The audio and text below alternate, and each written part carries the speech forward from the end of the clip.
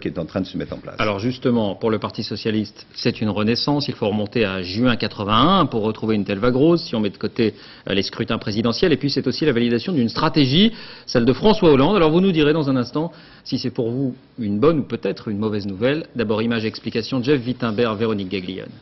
La quasi-totalité des régions, une majorité absolue en voix. Un résultat comme celui-là, le PS n'en avait connu qu'un seul, c'était il y a 23 ans.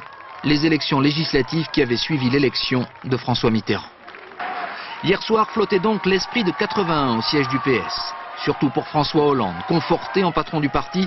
Un François Hollande qui n'a tout de même pas oublié un autre souvenir. Le 21 avril 2002, la gauche ne doit pas se laisser griser. Elle n'a aujourd'hui aucun droit à faire valoir. Elle n'a que des devoirs à accomplir. Le Parti socialiste, par son rôle ce soir, doit accélérer le rythme.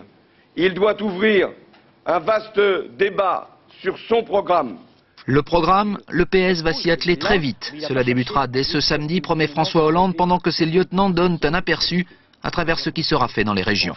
Que ce soit sur le plan de la gratuité des livres, que ce soit sur le plan du transport, que ce soit sur le plan du logement. Donc il y aura une action de la gauche dans les régions et dans les départements pour essayer de protéger nos concitoyens des mauvaises réformes qui ont été faites. Le contenu est une chose, mais savoir qui l'incarnera le moment venu reste la question non tranchée au PS. Dans cette campagne, on a vu beaucoup de présidentiables en action, comme Dominique Strauss-Kahn ou Laurent Fabius. Officiellement, il n'y a pas de compétition. Il n'y a aucune guerre des présidentiables. Il y a énormément de gens qui pourront représenter le Parti socialiste le moment venu, si c'est nécessaire.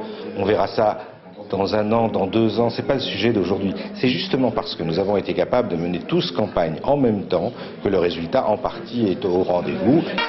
Dans ce concert, une voix discordante, celle de Georges Frêche. Le nouveau président de la région Languedoc-Roussillon estime que le succès de personnalités locales comme lui marque surtout au PS la fin des éléphants.